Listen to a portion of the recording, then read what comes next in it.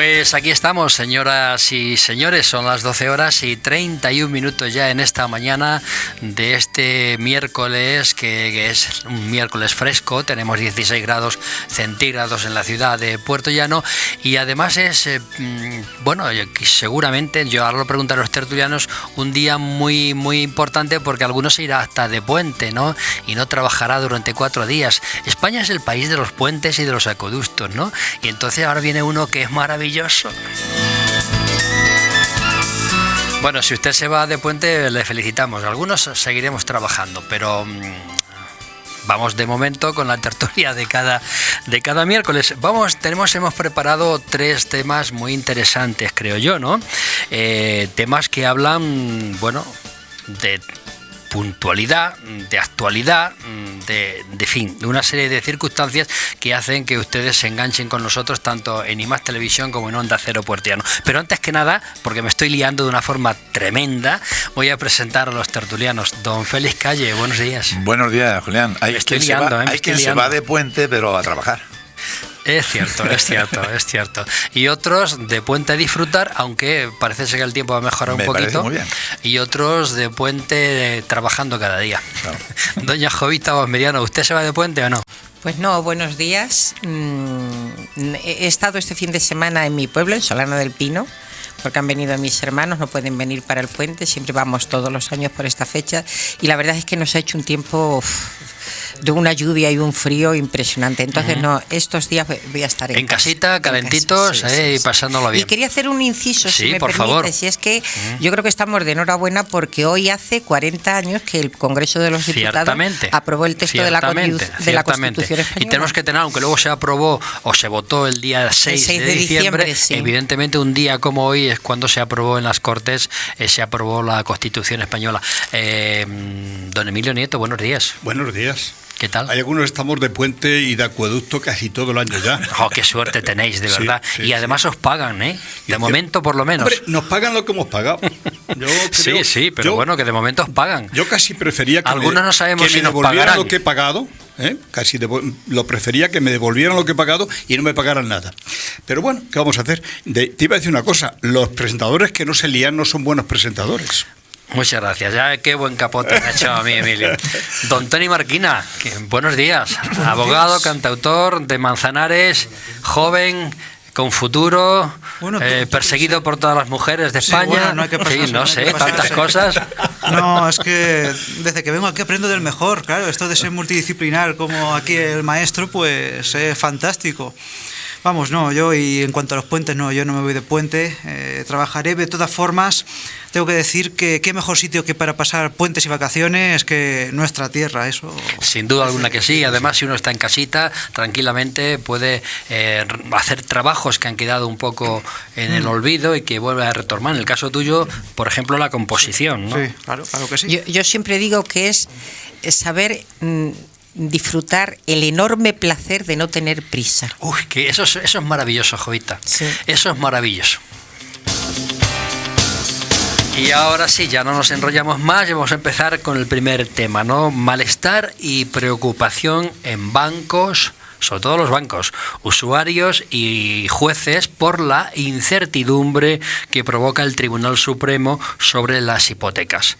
Yo quiero preguntar a los tertulianos si quién debe pagar ese impuesto a las hipotecas, o los bancos o los usuarios. Y en todo caso, ¿cómo queda el Tribunal Supremo?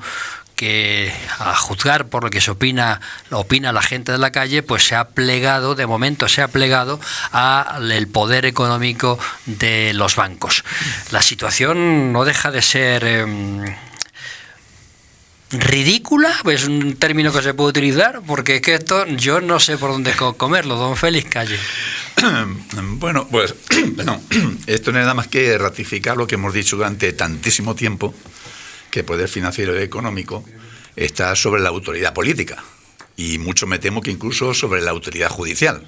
Espero que no, confío que no, ¿no? Qué triste sería eso. Claro. Todo esto viene un poco de atrás, desde el día 23 de diciembre de 2015, en el que ya dijo el Tribunal Supremo que ciertas cláusulas eran abusivas y por tanto eran nulas. Ahora en marzo, el 15 de marzo, dice lo contrario y dice que quien tiene que pagar ese impuesto es el ciudadano.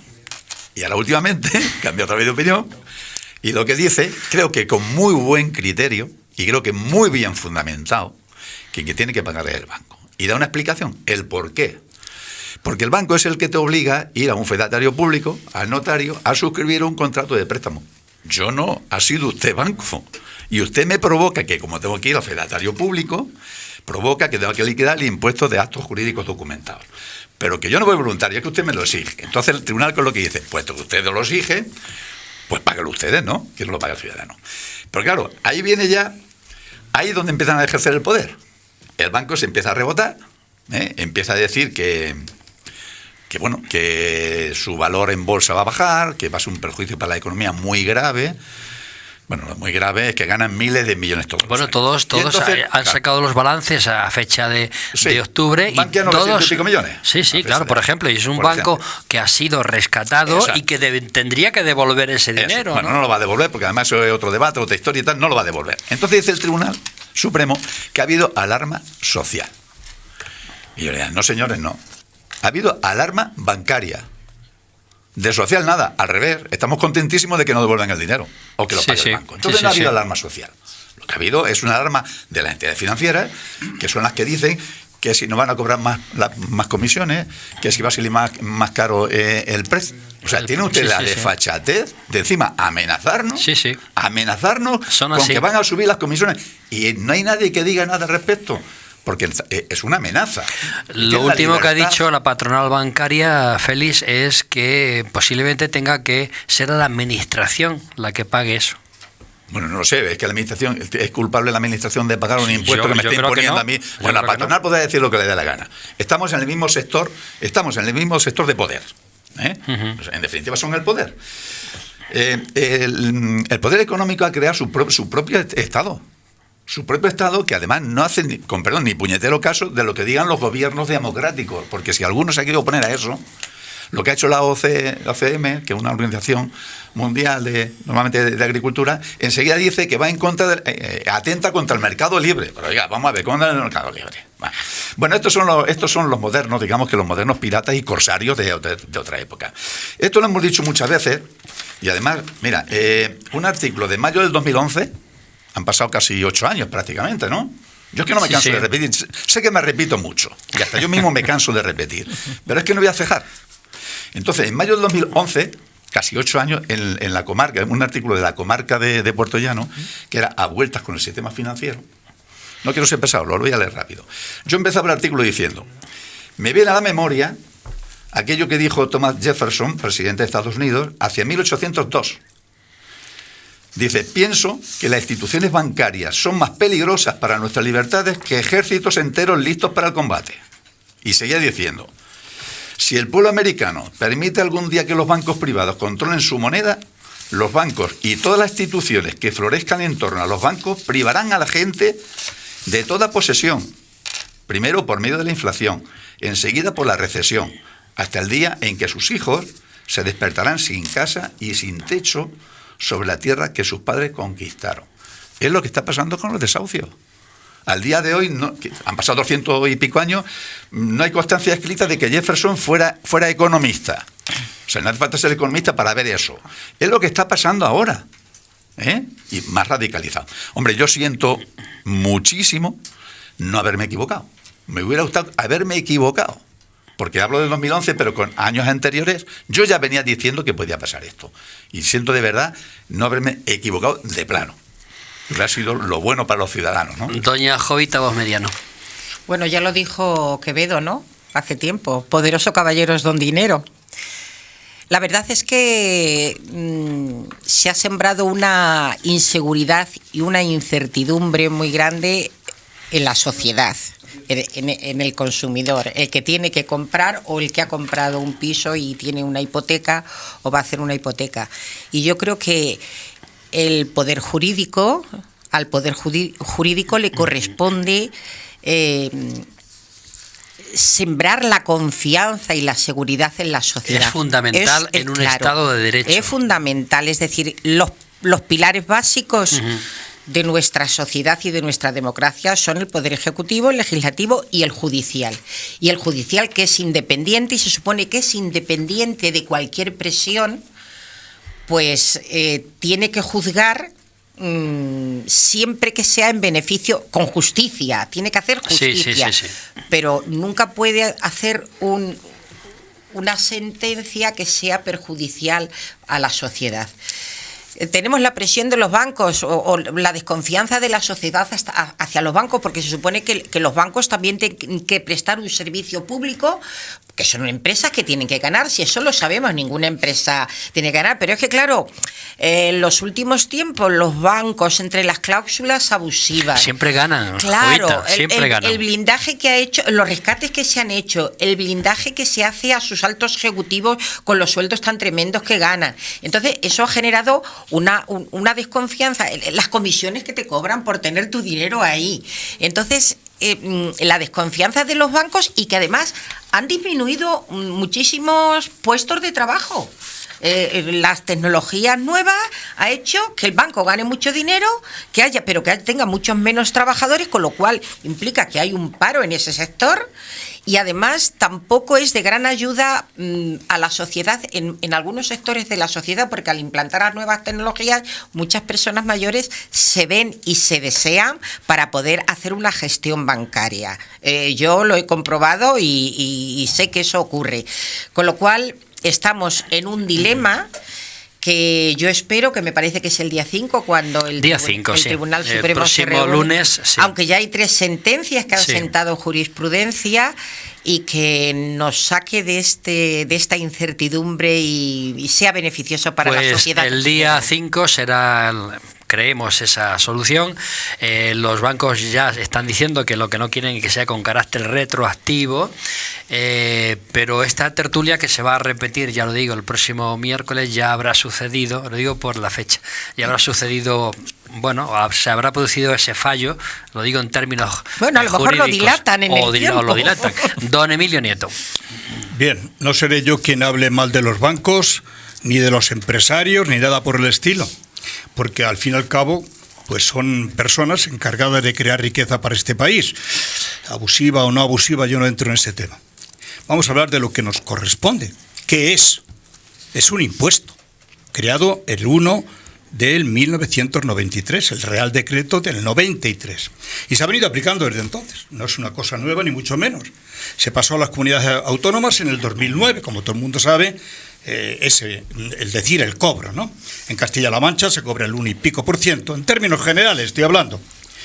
¿Se ha roto esto otra vez? No. Vale. Bien, esto es el meollo de la cuestión. ¿Y cómo se llama el impuesto? Porque todo el mundo lo sabe, me parece que son actos jurídicos, mejor lo sabrá nuestro abogado, documentales, ¿no? Que estos actos jurídicos documentales, ¿qué es lo que prevén? Tienen 2 apartados, uno variable y otro invariable, es decir, que se aplica conforme a el valor de lo que se va a hipotecar, etcétera, etcétera, y otras cosas más, aspectos diferentes. Bien, hasta ahora, ¿quién lo ha pagado y qué dice el Real Decreto? Que lo paga el usuario, hasta ahora. Eso dice desde el año 1993.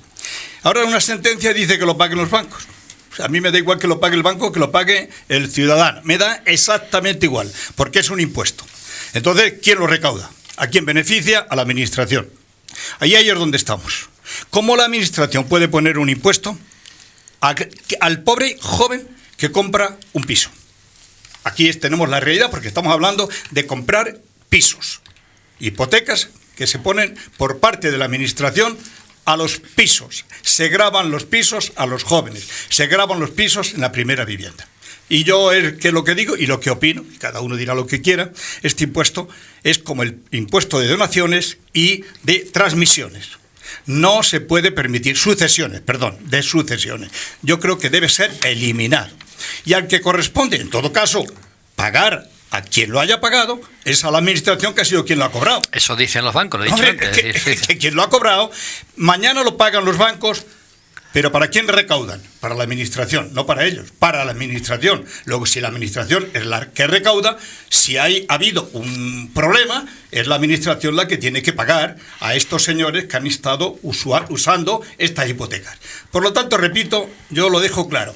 Debe eliminarse este tributo, debe eliminarse, como el otro que son parecidos, el de donaciones y sucesiones en primera instancia. Es decir, cuando uno compra una vivienda por primera vez, a ese hombre, a esa mujer, hay que eliminarla el impuesto.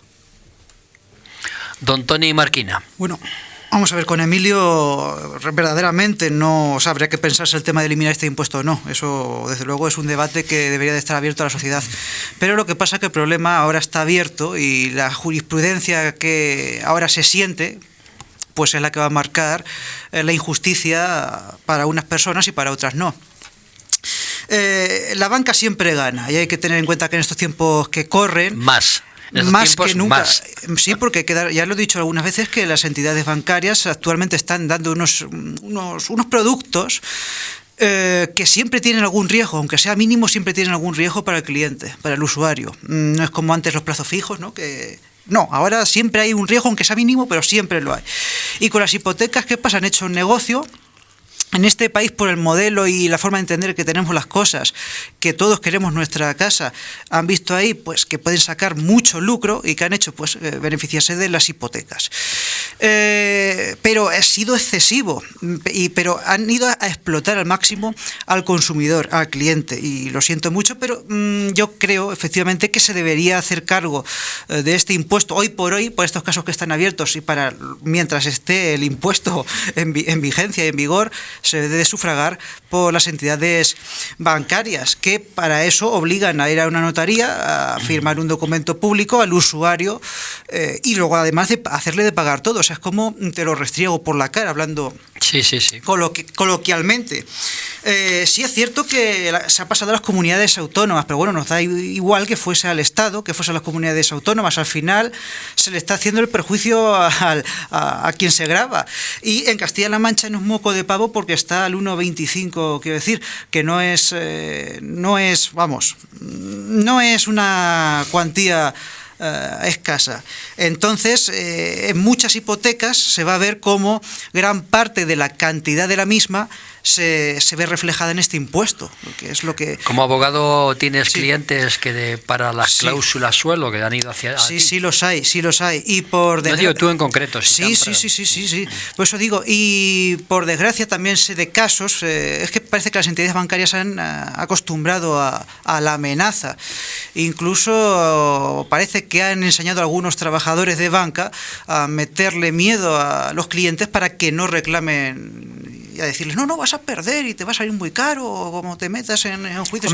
Convencerlos. Sí, convencerlos. El poder económico siempre hace eso. De alguna forma u otra, mete miedo siempre al usuario. Yo creo que olvidamos un poco el meollo de la cuestión. Sí. Que lo tienen que pagar las comunidades. Pues no. Si no lo tengo que pagar, lo hemos dicho antes, si no lo tengo que pagar yo porque me obliga una entidad financiera, porque quiere garantizar la devolución del préstamo a través de un fedatario público, pues eso es un problema, señor. Claro, porque yo firmo un contrato. Yo tengo entendido que si no se realiza ese acto, luego el banco no podría reclamar en el caso de que no hubiera. Bueno, podrá reclamar de cualquier otro modo, porque Tony lo sabe que hasta filmas en una servilleta de un bar. Y ya tiene validez. Como yo soy una ciudadana de a pie, los expertos, es que había leído algo de eso, que son los bancos los beneficiados. Claro, el banco lo que quiere es garantizarse aún más la devolución del préstamo. Y qué mejor que un fedatario público. Entonces me lleva, no de la manita, me lleva casi con la pistola y dice, usted va a ir allí al notario. Y es que si no te dan el préstamo. Claro, si no firmas, o sea, una vez que has firmado, entra en acción el impuesto de actos jurídicos documentados. ¿Qué lo recibe la comunidad? ¿Cómo lo va a devolver la comunidad? Si la comunidad no está diciendo que me cobre ese impuesto, es usted el que me obliga. Que no hay una relación de causalidad para decirle a la administración, devuélvamelo. Hombre, no, vamos a ver. No lo entiendo. Claro, a la comunidad déjelo usted tranquila, porque el que ha provocado el impuesto es usted. Porque si hay un banco que sea muy gracioso y a mí me haga la gracia de decir, mira, te voy a dar un préstamo hipotecario, pero vamos a firmar un documento privado, entre tú y yo, que tiene validez, y no vamos a ir al notario. Efectivamente. A que no pago el impuesto si no quiero. Nadie se va a enterar. el decreto no dice eso. No, el decreto, una cosa, perdona que te interrumpa. El decreto dice lo que dice, pero viene derivado de una operación exigida por el banco, y como me la exige el banco, el decreto está bien, si el decreto no está mal, como me la exige el banco, págalo usted. No lo voy a pagar yo. Este es un impuesto, lo he dicho antes, muy claro, clarísimo. Castilla-La Mancha es del 1,5%, El 1,5%. Creo que era 1,5. Hay casos en el que baja el impuesto, claro, dependiendo de... Pero es el 1,5%. Primero, hay una gran variabilidad y diferenciación entre comunidades. Unas tienen el 0,5, otras tienen el 0,2, el otro... O sea, un desastre. ¿Para qué vamos a decir? En el caso de donaciones y sucesiones, pues el caso de Andalucía es sangrante. El caso de Madrid prácticamente es nulo. Es decir, ¿y en Castilla-La Mancha? Esto no puede ser. Esto no puede ser que una comunidad aplique el 5, el otro el 2, el otro... ¿Esto qué es? ¿Esto es España o esto es que hay comunidades del primero? Eso es otro debate, ¿no? Es el mismo. Sí, porque... sí, en realidad nos estamos saliendo un poco porque la pregunta, Emilio, concreta es, ¿tienen que pagar los bancos o tienen que pagar los usuarios? Claro, ¿quién tiene que pagarlo? ¿Quién lo ha cobrado? ¿Y quién lo ha cobrado? La administración. Lo dice claro el decreto, la ley. Ahora, Esto está defendiendo a los bancos, yo don Emilio. Yo no defiendo a nadie, no. Vamos a ver, hasta ahora lo ha pagado el usuario, ¿o no? Sí. Vale, por tanto, no también defiendo a nadie. También pagaban las cláusulas si lo ha pagado suelo. El usuario, también pagaban las cláusulas suelo. Y es una injusticia, ¿no? Y están ganando los usuarios. Hablas tú, hablo yo.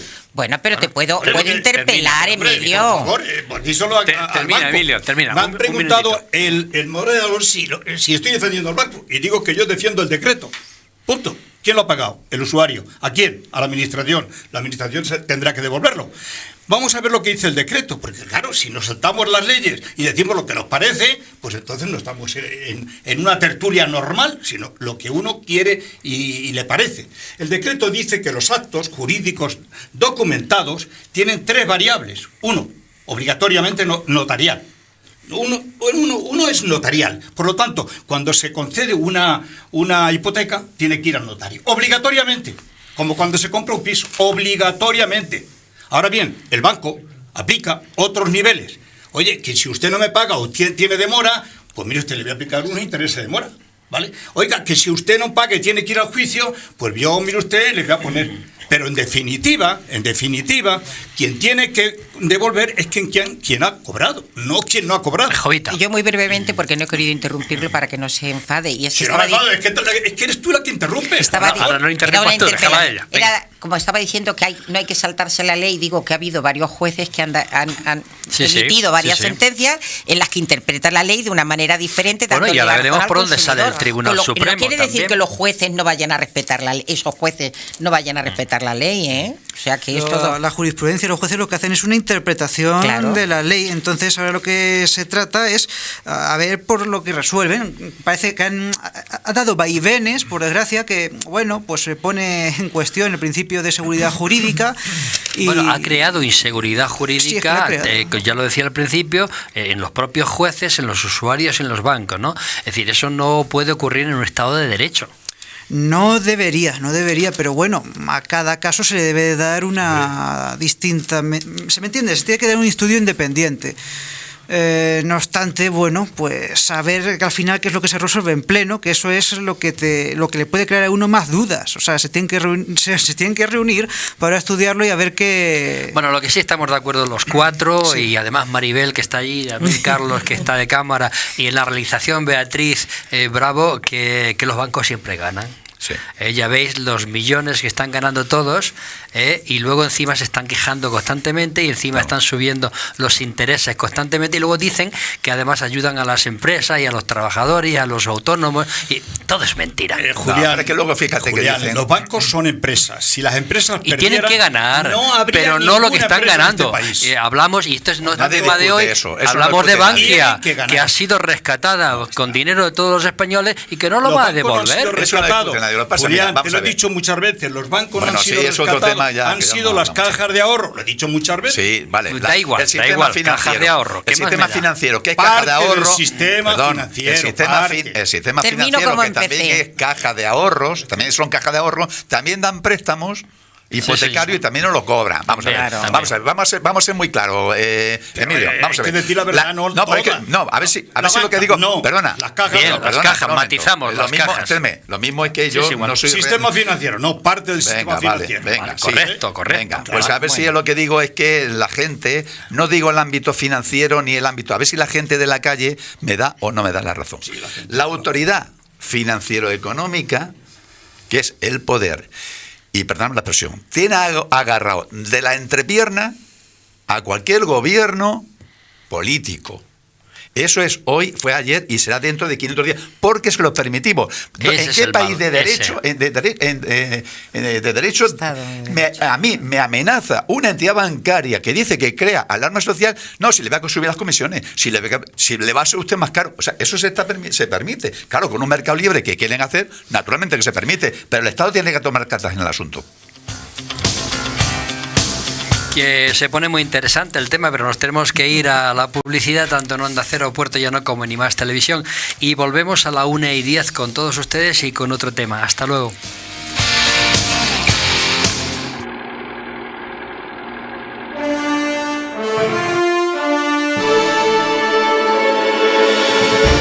Segmentos TV ya es una realidad y parte de una base muy simple: hacer posible una idea desde su concepto hasta el acabado final sin pasar por intermediarios.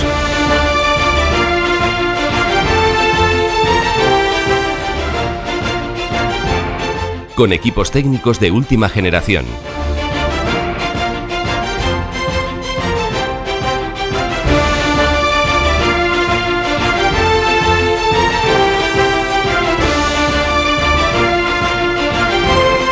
Salas de reuniones, camerinos, centros de postproducción, salas de realización, construcción de decorados, servicio de catering y un impresionante plató de más de 1.400 metros cuadrados.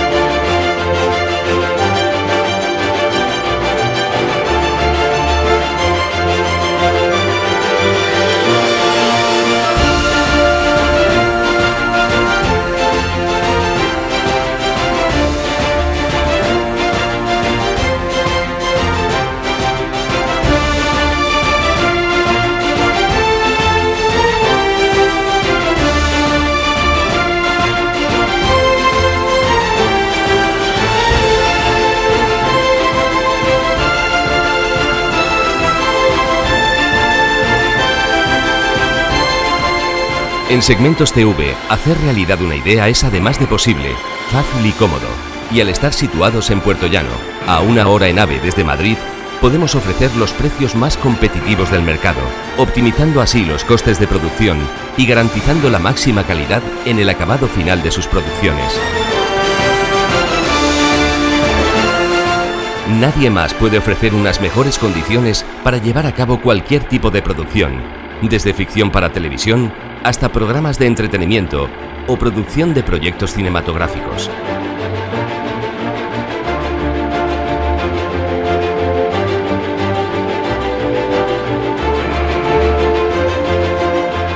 Nunca hacer realidad una idea había sido tan fácil y asequible como ahora, desde nuestro centro de producción.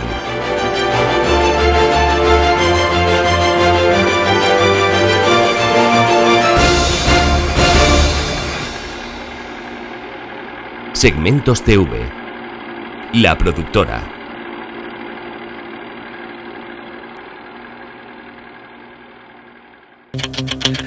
12 horas, 13 horas, 12 horas en Canarias, evidentemente, 13 horas, 12 minutos en Puerto Llano, emitiendo para toda la provincia de Ciudad Real a través de IMAX Televisión y Onda Cero Puerto Llano. El siguiente tema que les vamos a plantear a todos ustedes es un tema muy sensible. A mí me preocupa muchísimo y además aquí tengo docentes y algunos también hemos sido docentes y estas cosas que ocurren ahora no ocurrían antes, o por lo menos yo no las he vivido. Las agresiones a los profesores, a los docentes se disparan.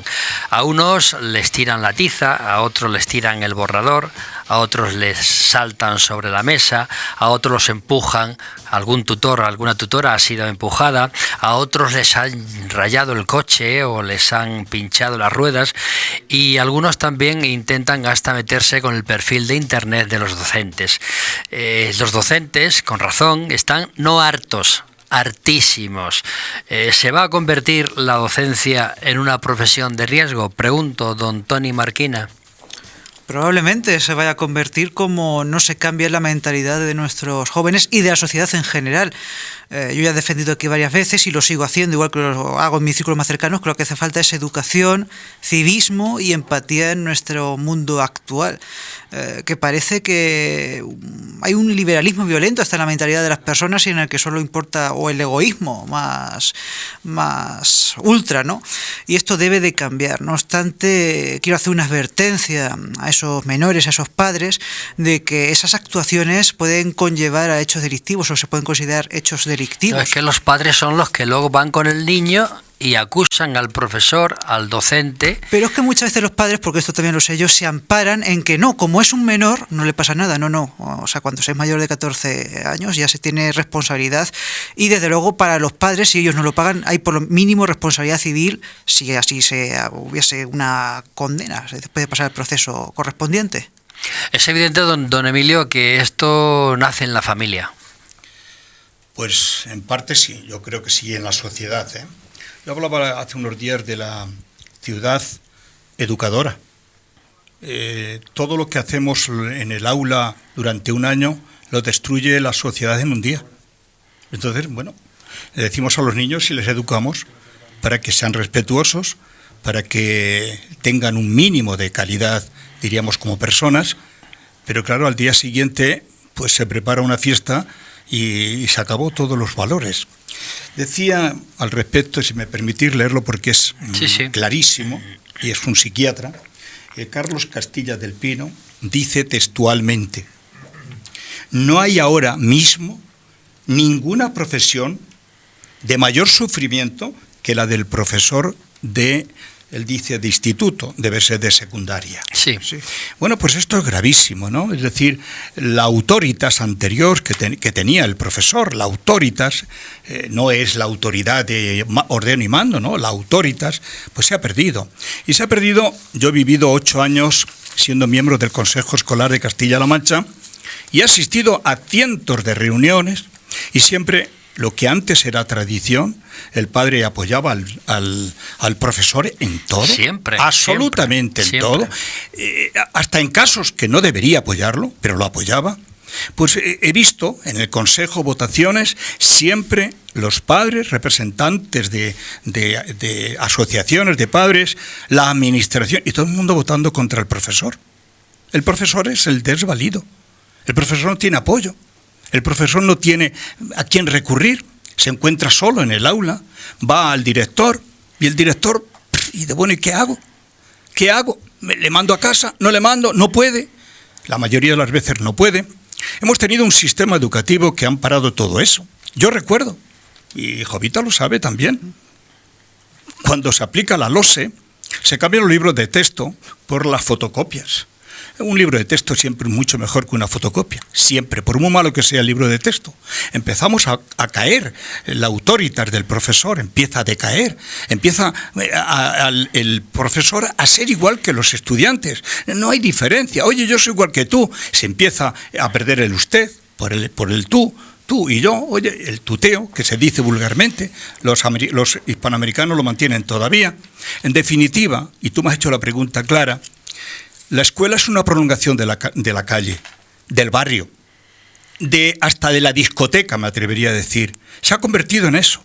en el que todos opinan sobre la educación, pero nadie apoya a la educación de verdad y sobre todo al profesor. A ver qué nos dice. Jovita también es docente. Sí, además he estado durante 40 años trabajando, soy Casi nada. maestra jubilada y he disfrutado, he aprendido de mi alumnado, he aprendido de los padres y de las madres, de mis compañeros, he aprendido de todo el mundo, porque yo creo que tenemos que aprender diariamente hasta que nos morimos. Estamos siempre, y a mí la educación creo que es lo más valioso que hay en la sociedad, pero tenemos que saber valorar en su término justo lo que es la educación, no solo de palabras. Pero además la sino... educación nace en la familia. Claro, bueno, nace en la familia, pero mira, en el año 97 yo he leído mucho sobre educación y leí un libro de Fernando Savater que se llama El valor de educar, y en el prólogo dice, fíjate ya en el año 97, hablaré del valor de educar en el doble sentido de la palabra valor. Quiero decir que la educación es muy valiosa, válida, pero también que es un acto de coraje, un paso al frente de valentía humana, dedicarse a educar. Hay que saber lo que es educar, pero la educación la recibimos desde nuestra más tierna infancia, desde que nacemos en la familia, sí, sí. Ya nos están educando. Y los padres y las madres tenemos que saber valorar la importancia de la educación. No podemos el padre y la madre, lo mismo que cuando el padre tiene un criterio y la madre otra, nunca jamás delante del hijo o de la hija pueden discutir ni contradecirse, sino que se tienen que poner de acuerdo, y que lo que has dicho hoy, si has dicho, has dado hoy un paso, al día siguiente no lo des para atrás porque deshaces la labor de toda una vida. Igual ocurre con la educación en la escuela y en los institutos. Hay que valorar la labor docente, hay que valorar al profesional de la educación, pero no de boquilla, sino que no se puede decir que un maestro o un profesor o una profesora es muy importante y luego decir que si son unos vagos, que si lo que quieren es trabajar menos, porque lo que todos debemos buscar es el bien de la sociedad y en la educación el bien del alumnado. Con padres, con familias, con la sociedad, con las instituciones, eso es lo más importante. Y si todos queremos el valor, la educación y el bien del alumnado, todos tenemos que trabajar conjuntamente. Infravalorar al maestro, infravalorar al profesor, denostarlo, menospreciar su trabajo, eso agredirlo en estos casos eso estamos diciendo. Al único que va perjudica a la sociedad en general y al hijo o a la hija del señor o de la señora que habla mal de su maestro, de su maestra delante de su hijo, o que le agrede. Es algo muy importante, pero es que muchas veces los padres creen que están haciendo lo mejor para sus hijos, con lo cual ahí hay un error. Luego es una labor de educación muy profunda en toda Insisto, nace en la familia, don Félix Calle. Sí, yo me alegro muchísimo tener a dos expertos que además lógicamente tienen una opinión muchísimo mejor fundada que la pues del Tony o yo, ¿no? Es lógico, ¿no? Y me alegro muchísimo. Entonces voy a hacer un poco, repetir lo que ellos dicen, empezando por Tony. Yo creo que la gente olvida que el profesor tiene autoridad pública. Como un policía. Sí. A un policía no se te ocurre pegarle, pues se te cae el pelo. La gente yo creo que no sabe que tiene esa autoridad. Lo mismo, al tener esa autoridad, lo mismo se retiene un poco la gente, ¿no? Que ya es algo. Pero eso no sustituye a la cultura, claro. Ni sustituye tampoco a la educación. El profesor está desacreditado totalmente. Pero está desacreditado, como han dicho ellos, desde casa. Y la violencia que generan los chavalitos, los jovencitos y los adolescentes en la calle, eso lo trasladan luego al aula. O sea, en eso es que os doy totalmente la razón. Y además, las mayores bajas que hay en este sector son de profesores jóvenes y mujeres. El estrés y la ansiedad. Claro, es que no son capaces de aguantar ese tirón. Entonces, ese índice de violencia que hay en la calle, incluso en la casa, luego lo llevan también al otro lado. ¿Qué le importa al profesor si en su propia casa son violentos? Si en la calle son violentos, ¿qué le importa a un profesor? ¿Que le vayan contando milongas? No, eso no les encaja. Me acuerdo que aquello que hablamos de la religión, decía Tony con muy buen criterio, que, claro, es que la gente ha dejado de practicar la religión. ¿Os acordáis de aquel tema que hablamos? Sí. Porque en la época de la dictadura es que por fuerza tenías que estar, ¿no? Luego cuando viene la democracia, pues la gente dice, pues se va de ahí, ¿no? Sí. En la educación pasamos un poco igual, y sobre todo en las escuelas. en las escuelas en los pueblos. Yo lo he visto, yo soy de pueblo, lo he visto. Y tú sabes a qué maestros me refiero, que eran violentos. O sea, no es que pegaban, eran violentos. Y los padres se tenían que callar porque era la situación que había. Y Jovita sabe muy bien a quién me estoy refiriendo, ¿eh? A uno se quedó cojo, ¿eh? De pegarle, ¿eh? Y el padre no lo mató. Pero bueno, a ver quién lo mataba, no lo podía matar. Claro, hemos pasado de ahí, igual que la religión, hemos pasado a que luego una desafectación, un descrédito del profesor. Como decía un amigo mío, yo me río mucho porque el hombre decía, mira, Félix, es que hemos pasado de don José el pirotécnico a Pipillo el cobetero, que decía él. Y eso es verdad, no hay el término medio. Entonces, yo no hago nada más que ratificar lo que dicen, que son mucho más expertos en el tema, lógicamente, y además han tenido la experiencia y lo han vivido, ¿no? Y yo creo que estoy totalmente de acuerdo con lo que están diciendo. Esa violencia se transmite, y esa mala educación se transmite desde casa. En casa hay que educar, el maestro. Bueno, yo tengo la experiencia, yo hace más de 20 años que dejé la docencia, pero a mí estas cosas que estoy diciendo, vamos, me suenan un poco a chino, las veo.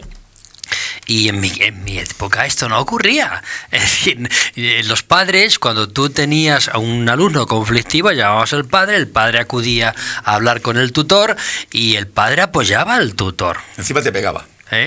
Te pegaba a ti. No, el padre apoyaba al tutor.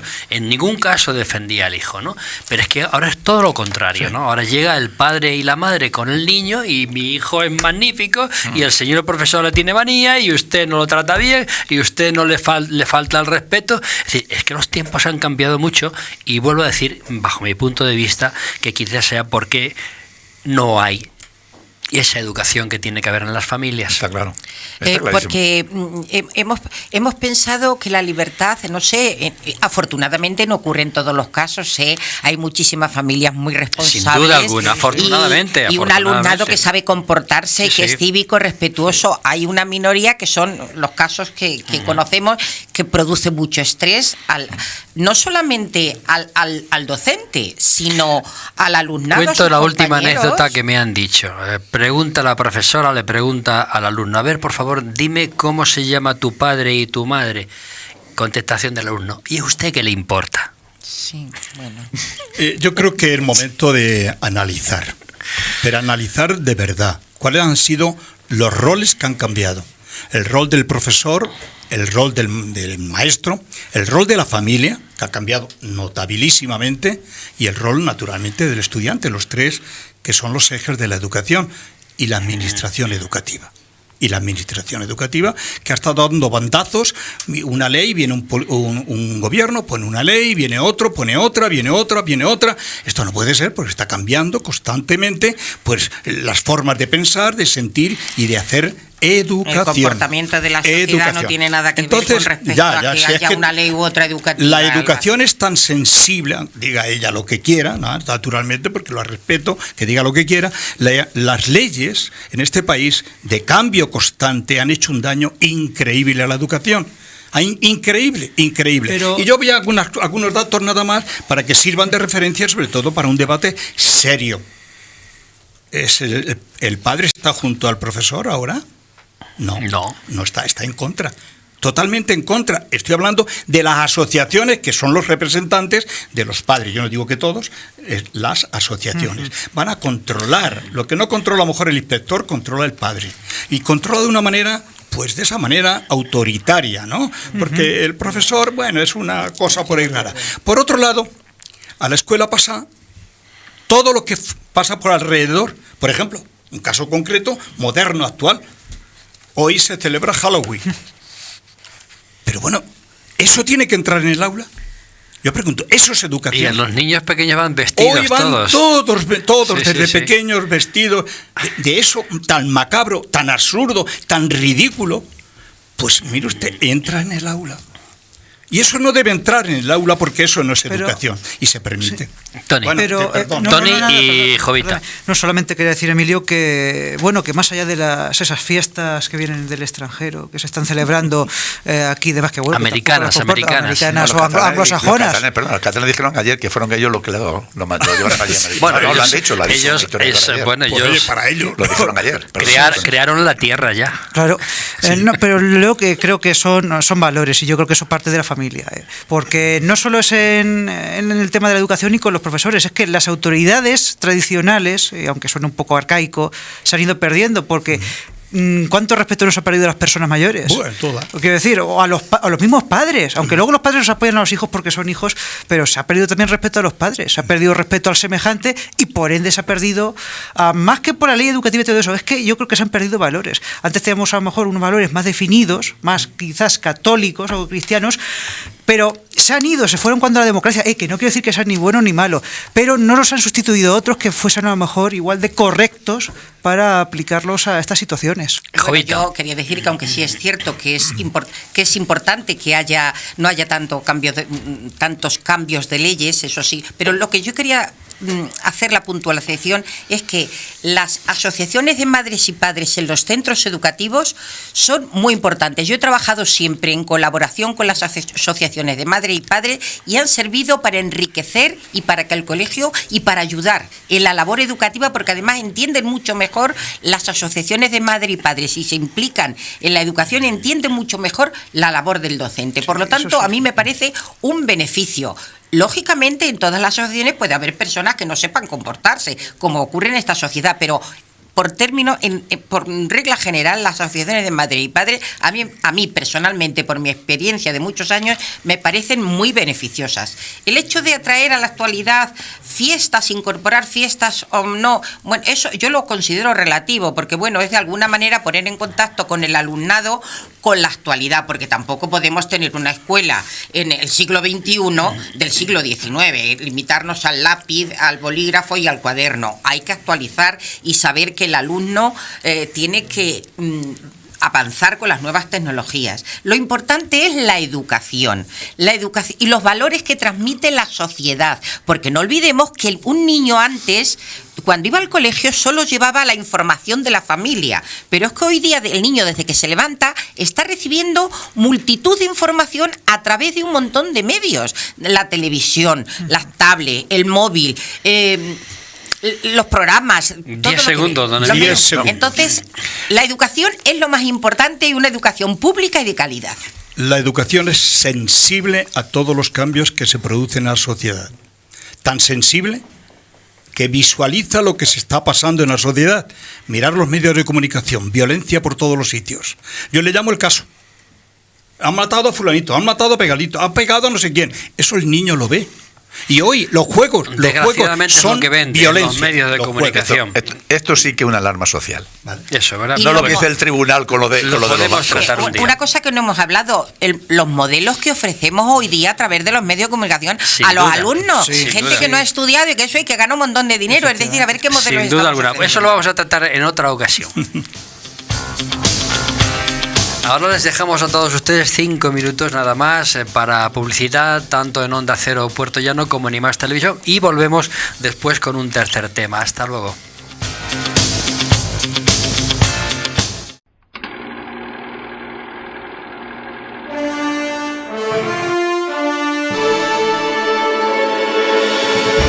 Segmentos TV ya es una realidad y parte de una base muy simple: hacer posible una idea desde su concepto hasta el acabado final sin pasar por intermediarios.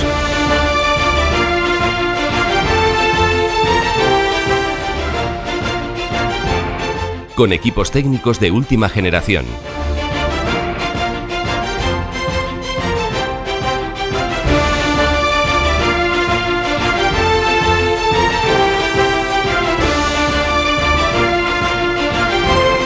Salas de reuniones, camerinos, centros de postproducción, salas de realización, construcción de decorados, servicio de catering y un impresionante plató de más de 1.400 metros cuadrados.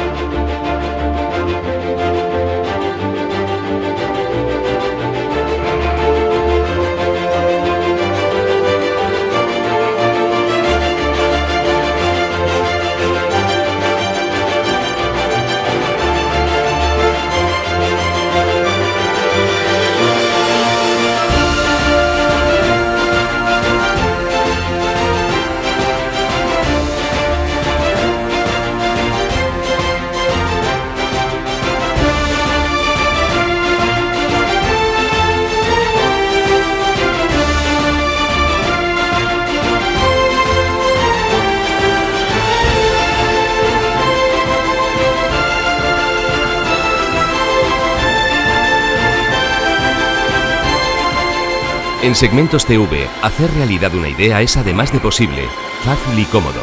Y al estar situados en Puerto Llano, a 1 hora en AVE desde Madrid, podemos ofrecer los precios más competitivos del mercado, optimizando así los costes de producción y garantizando la máxima calidad en el acabado final de sus producciones.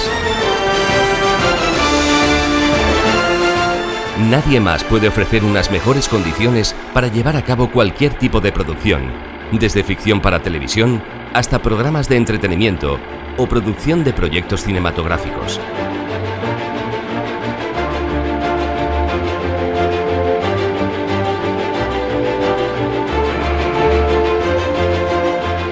Nunca hacer realidad una idea había sido tan fácil y asequible como ahora, desde nuestro centro de producción.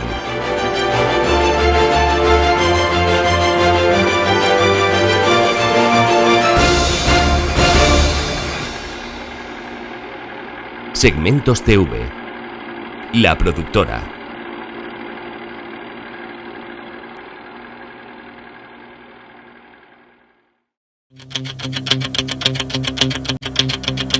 Cuando son las 13 horas y 38 minutos, seguimos con todos ustedes en riguroso directo y tenemos un tercer tema para tratar. Las bajas laborales. Las bajas laborales se han disparado un 15,78% en el primer trimestre de este año.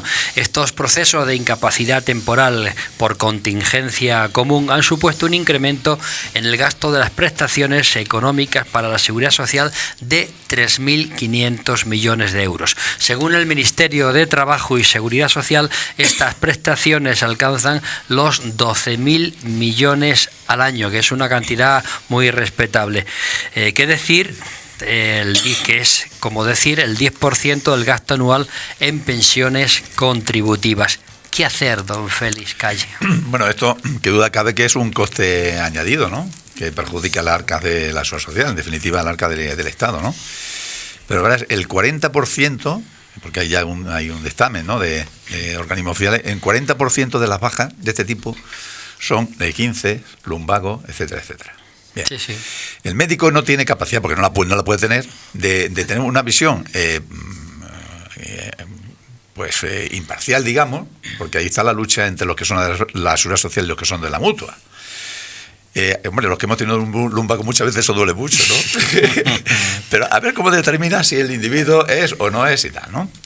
El 30%, sin embargo, es de estrés. Y de hecho, en Europa, que son unos 40 millones de bajas al año, es producida precisamente por estrés. Por estrés. Ahí me voy directamente a la solución, fíjate. Ahí la solución, cuando se trata de estrés, posiblemente sea un problema de la empresa, un problema organizativo, un problema estructural de la empresa. No estamos hablando de un problema físico que se puede caer, que se puede... No. El estrés se lo tienen que hacer mirar a las empresas, sinceramente. La empresa y los trabajadores, porque eso lo crea dentro del ámbito de la empresa. No el señor que está ahí clavando o está haciendo... Cuando hay 40 millones de personas con baja laboral en Europa, el tema del estrés es muy importante. El otro yo lo veo un poco complicadillo. Yo, como solución así inmediata, para no alargarme mucho, que hay que dotar de recursos. Hay que dotar de recursos a la Seguridad Social, al Estado, en cuanto a inspectores. Hay que dotar de recursos intermediarios, digamos entre paréntesis, entre esta gente y los médicos de la Mutua. Porque claro, lo que quiere aquí la COE es que el médico de la Mutua dé de alta en contingencias comunes de enfermedad. Y dice, claro, hay un conflicto de intereses, ¿no? Porque el de la Seguridad Social va a decir, pero oiga usted, vamos a ver, usted sabe más que yo, y el otro dirá, y usted sabe más que yo, hay un conflicto. Eso va a ser muy difícil. Eso que pretenden los empresarios es prácticamente imposible. Pero yo creo que se debe dotar más de recursos, tener más inspectores vigilando eso, porque al final es mucho más barato que lo que nos cuesta gente que está en baja laboral. Si tú dotas inspectores para vigilar eso, no digo para ir a la empresa... El coste es altísimo, 12.000 millones al año. Pues fíjate, si pueden meter inspectores, o subinspectores, o como se llamen, que puedan vigilar esas bajas. Además, Tony seguramente se habrá encontrado muchos casos de ese tipo, de gente que simula. Ellos le llaman, en la Mutua le llaman los simuladores. los simuladores. Claro, cada uno tira lo suyo, ¿eh? Lo de la mutua, lógicamente, pues. Sí, existe la picaresca, no se va a quitar la picaresca nunca. Está tanto para las mutuas como para la seguridad social. Sí, sí, o sea, claro. hay gente pícara, estamos en el país de los pícaros, ¿no? Sí, sí. No quiere decir que sean todos. Pero, hombre, ese coste sí que desequilibra un tanto las arcas del Estado. Y yo creo que hay que dotar de recursos y tener un acuerdo de alguna manera entre los médicos de la seguridad social y el médico de las mutuas, ¿no? Porque las mutuas, sabéis que ya no son tan independientes como antes. Las mutuas ya van en relación con los presupuestos generales del Estado. O sea, que no es como antes, que decía, es que a la mutua le interesa dar de alta. Ya no tanto porque ya no son tan independientes como eran antes, ¿no? Y efectivamente eso es un problema difícil de resolver, sobre todo en contingencias comunes, en enfermedad común, que es más difícil de detectar. No hablamos de traumatología ni nada de eso, ¿no? Porque está a la vista, ¿no? Evidentemente. Claro, yo creo que el problema principal de la baja viene el 40% de ese tipo de baja y el 30% de estrés. Que repito, que el estrés puede tener alguna solución en ese sentido, un problema entre empresa y trabajador, pero el problema lo ven otro 40% que prácticamente es el 80% del coste de la seguridad social. Jovita. Bueno, yo cuando oigo hablar de cifras y de porcentajes siempre me lo pienso un poco porque no sé exactamente a quién interesa dar esa cifra y con qué fin se da a conocer. Y son datos del Ministerio de Trabajo y Seguridad Social. Y pienso que sí, que pueden darse casos de picaresca, pero como no me gusta avanzar así soluciones yo no las tengo, claro, pero juicios de valor sin haber meditado, pienso que cualquier trabajador que gane un sueldo digno y que pueda mantener a su familia y a sus hijos, no se da de baja porque sí. Eso es el primer análisis o la primera reflexión que yo hago. Y luego habría que analizar cuáles son las causas por las que se da ese número de bajas y ver, aparte de lo que ha dicho Félix, que habría que dotar a las empresas, habría que tener más inspectores de trabajo y más intermediarios. No entiendo demasiado yo de esto. Aquí están los expertos, que además de yo dar mi opinión, voy a aprender mucho. Yo creo que habría que analizar las causas por las que se producen esas bajas, ver las condiciones de trabajo del trabajador, ver si los trabajadores, es decir, si prolongas la edad de la jubilación vas a tener trabajadores mayores, y si tienes trabajadores mayores tienes más riesgo de que enfermen, con lo cual va a haber más bajas.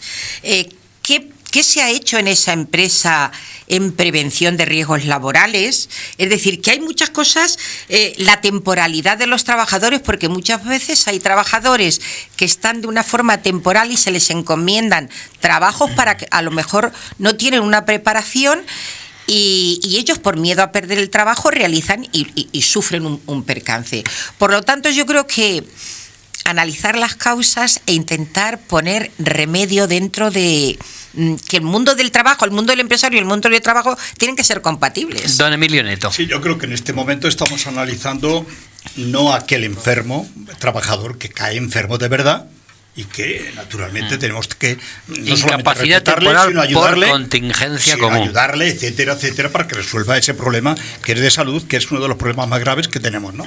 Pero yo me voy al informe que hemos dicho del Ministerio de la Seguridad Social, de Trabajo y Seguridad Social, que dice así. Bueno, que dice que el mayor problema que tiene hoy de los enfermos, etcétera, que apunta un poco lo que decía Feli, dice que es el 40% de fraude.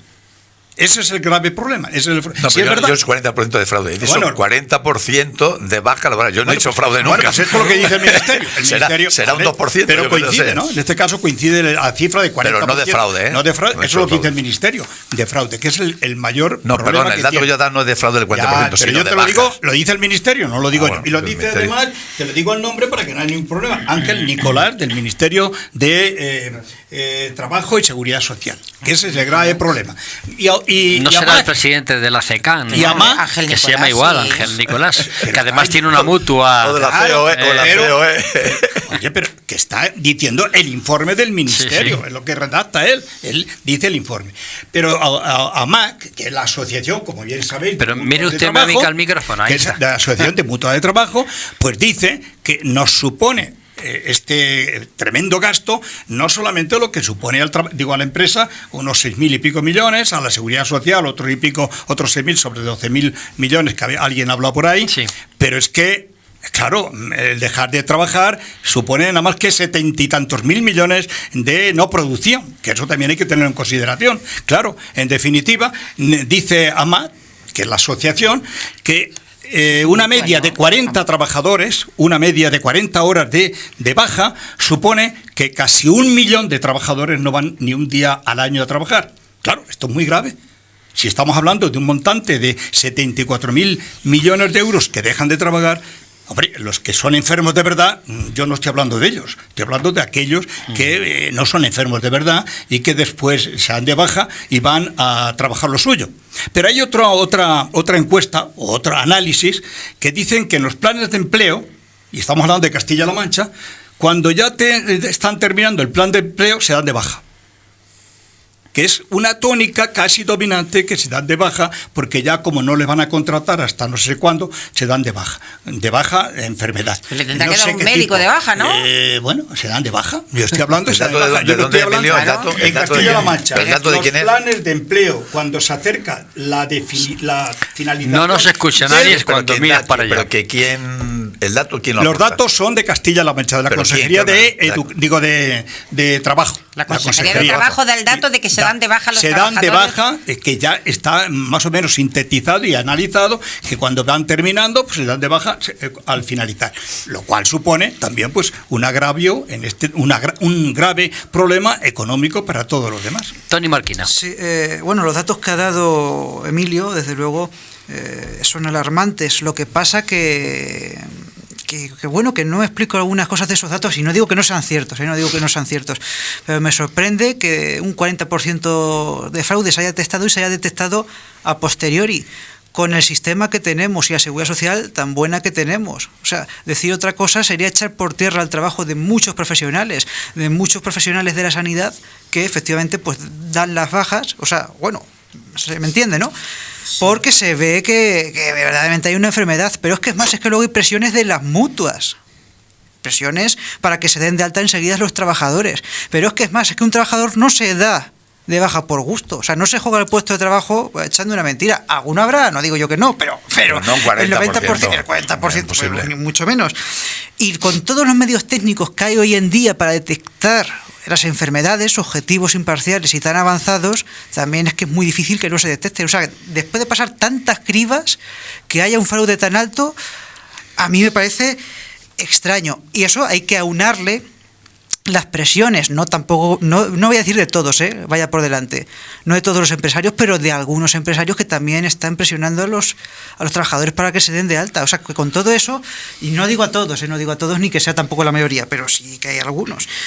Entonces me parece muy raro esa cantidad tan elevada, y por eso me parece que cuando alguien sufre una enfermedad no se da tampoco de baja por gusto de buenas a primeras. Siempre habrá alguien, pero no el 90% de la gente. Yo insisto que lo que hablaba del 40% es el porcentaje de gente que está dado de baja, y yo decía que el recurso era dotar de más inspectores, sí, pero ni más ni menos, pero no para quitar del 40% que se queda el 20%, no. Al contrario, para saber si de verdad es así o no, porque de esa forma se controla el diagnóstico que pueda tener el médico de la Seguridad Social y el médico de la mutua. O sea, que yo no digo para que lo vigile, coge y le quiten y que quiten el 50% de ese 40%. Yo no hablo de eso. Hablo porque es la única forma de analizar y saber las causas por las que han sido bajas. Como dice Jovita, puede ser las condiciones de trabajo, puede ser las condiciones económicas, claro, puede ser... Yo no hablo para decir, no, que vayan detrás de ellos y que el 40% se quede en el 10%. Claro, no, sí, es que eso es bueno que sea así, porque a lo mejor si se reduce bastante el gasto en situaciones que son injustas para otros trabajadores, claro, que no se quieren dar de baja estando enfermos. Es que también ocurre eso, que hay personas que van, por miedo a perder el trabajo, van a trabajar en condiciones no precisamente saludables, porque tienen miedo a perder el trabajo. Yo pienso que cuando uno se da de baja, lógicamente no se da de baja solo, le tiene que dar de baja, tiene que tener un diagnóstico médico, ¿no? Uh-huh. Entonces, por un lado tenemos el diagnóstico que el doctor correspondiente o la doctora le ha dado. Por otro lado, tenemos al enfermo o al presunto enfermo, que puede haber algún caso de picaresca. Yo no digo que no, porque en este país son muy dadas las picarescas. Bueno, a ver los hilos. Pero luego también hay que ver las condiciones de trabajo, y yo creo que intentando que haya la mayor responsabilidad en todos los ámbitos. Bueno, pero también seamos sinceros, es decir, ningún médico que tú llegues y le digas me encuentro muy mal, y aunque no vea exteriormente pueda comprobar eso, sí, claro, te va a dar la baja. Si tú le pides la baja, te la va a dar. Una depresión muy grande. Que no es difícil conseguir la baja médica. Julián, yo los datos que doy se pueden constatar en la Asociación de Mutualidad de Trabajo. AMAT. Se puede consultar y ver. Y se puede consultar en la página del Ministerio de Trabajo y Seguridad Social. Son datos que están ahí y por lo tanto yo no me los invento. Como otros datos más, en el año 2010, pues teníamos 5.878, teniendo una masa de trabajo, más o menos, de trabajadores, de 19 por ahí millones, igual que ahora. Más o menos, puede haber unos más o menos. Y en este momento tenemos más de 1.000 bajas laborales más. Es decir, no ha aumentado la gente que trabaja, pero sí han aumentado en más de 1.000 personas los tal. Es decir, un 35% ha aumentado las bajas laborales. ¿Y por qué ha aumentado? Pues según algunos datos, porque en el año, evidentemente, 2010, había mucho miedo a perder el trabajo. Es decir, si me doy de baja, puedo perder el trabajo. Ahora eso se ha relajado. Es decir, ahora tiene menos miedo. Pero estar de baja no sé cuántos días también te pueden echar, ¿no? Sí, totalmente. Un Real Decreto, pero del 2012 creo que es. Esos informes tendrían que haber estudiado la variable, porque dice que hay los mismos trabajadores, ¿no? Sí, y se han dado más de baja, pero también hay que estudiar la variable de que también ha envejecido la población de trabajadores y que los jóvenes no tienen acceso al trabajo en muchos casos. Sí, pero se mantiene el número de 19 millones, 19 y medio. Pero a mí lo sería interesante ver que, no lo he hecho, fíjate, me estoy acordando ahora de ver qué sectores, no sé si algunos tenéis, provocan más baja, no de estrés yo sé qué sector es, digo de baja digo la otra baja, ¿no? La baja fíjate, algo que yo no he caído, pero lo podía haber estudiado, a ver qué sectores, porque lo que dice Tony. Pues fíjate, en la educación se pueden producir. Bueno, pero eso es estrés, ¿no? Hablamos de enfermedad. Yo, aparte de estrés, ese 40%. Comunes. Claro, como dice Tony y como dice Jovita, hemos envejecido 8 años más. El albañil que trabajaba hace 8 años posiblemente no tendría lumbalgia como lo va a tener ahora. Eso nos pasa a nosotros, ¿no? Pero hubiera sido interesante, es una cosa que yo no he pensado, pero hubiera sido interesante por sectores este tipo de enfermedad, ¿quién es el que se lleva la palma? Y entonces sería bueno analizar, porque no es lo mismo que esté en una tienda un señor, una señora, que me parece muy bien, a que esté el albañil pidiendo ladrillo, con 8 años más viejo. No solamente por sectores, sino qué tipo de enfermedad, qué tipo de baja, porque habría... No, la baja hablamos de contingencias comunes, lo típico de enfermedad, por estrés, laboral. ¿Qué tanto por ciento? Sí, por eso sabemos dónde viene. El otro que no lo sé. Pero lo hemos analizado antes, ¿por qué? Pero reconozco que es un fallo mío que no he pensado en eso. Lo decimos claramente, sabemos por qué se produce ese estrés, y es en educación fundamentalmente. Sí, mucho. No, pero de todas formas... Mucho, y en sanidad. Y en sanidad. Sanidad y educación se llevan mucho. la palma, ¿no? Y sobre todo, como he dicho antes, jóvenes y mujeres, porque claro, llegan allí, los pobrecitos míos, digo pobrecitos con todo el cariño del mundo, que llegan allí y tienen allí 4 indígenas, de los 44 indígenas, y el sufrimiento me lo puedo imaginar. Hombre, y el estrés que debe tener un trabajador que no llega a final de mes, que su sueldo no le llega, que está trabajando y que el miedo a perder el trabajo, eso sí que debe producir estrés. Efectivamente, hay las condiciones familiares y luego que no es lo mismo el tipo de trabajo intelectual que el manual. No es lo mismo un economista, un abogado por servidor que un albañil que efectivamente se está subiendo a los andamios. Hombre, claro. Yo, en definitiva, las cifras muchas veces son elocuentes. Si las bajas por enfermedad, las bajas laborales, etcétera, vamos a llamarlas así, nos causan un mal de 74.000 millones de euros a la economía española, y 1 millón de personas, durante un año no van a trabajar, a mí me parece que estamos hablando de cifras alarmantes. Yo no digo que sea un problema que hay que ver, evidentemente habrá que constatar que estas cifras son de verdad. Causas. Hombre, son oficiales, y por lo tanto, evidentemente. Como dice Jovita, es que aquí hay un conflicto de intereses. Y está por un lado la COE, como es natural, y por otro lado los médicos de la Seguridad Social. Digo la COE porque se pero ampara más en la la COE multa. pierde porque tiene que pagar. Sí, por pero es que cada hay un uno. conflicto de intereses que lógicamente querrá que le den el alta mañana mismo, Ya. y el médico de la Seguridad Social, que tampoco, lo mismo tampoco le afecta tanto, pero considera que el alta no es mañana, que el alta es dentro de 5 días, ¿no?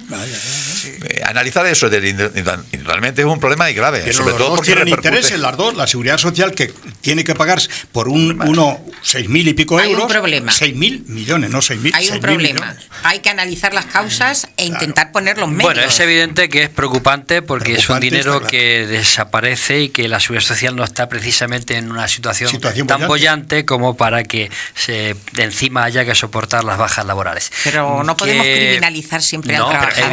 evidentemente No, no, en no. ningún caso. Eso de Yo una creo que manera, nadie de un los caso. presentes Bastante ha- hace que va a currar y bastante hace que... En no. ningún caso. Sí digo que hay que analizar la situación y ver por qué se produce, que lo decíais vosotros. Don Félix Calle, que hay un puente. ¿Qué vas a hacer este puente? Pues nada, yo lo que te he dicho antes, yo trabajar. Qué bien. Así España va Me muy voy- bien, ¿no? Hombre, claro, yo me voy a otro entorno distinto al de aquí, ¿no? Pero a currarse, vamos, con toda seguridad. Más que estando aquí. Jovita ha dicho que va a descansar el puente. Sí, el sábado voy a ir a Ciudad Real a la presentación de un libro de Luis Pizarro. sobre Estuvo la aquí memoria- sobre antes la de memoria ayer histórica, presentando sí. Voy a ir. una entrevista que le El hizo María Paraninfo de la González. universidad, voy a Sí, ir. sí, sí. Don Emilio Nieto, ¿usted qué va a hacer el Pues yo voy puente? voy a trabajar sobre una investigación de tanto como ha querido la sociedad a los maestros, que les hizo peregrinar en Ciudad Real, la escuela normal, por 8 o 10 edificios. Cada 2 o 3 años los cambiaban porque ni les pagaban ni querían saber nada de ellos. Como una ¿Pero clase. un libro que está escribiendo usted Sí, o...? no, es un artículo que lo verás, a ver si soy capaz de hacerlo, porque ha pasado por tantos sitios que uno le da pena decir, bueno, esta es la consideración social que se tenía a la educación. Claro, de ahí viene esto que hemos hablado hoy, sobre eso. Tony, ¿qué vas a hacer?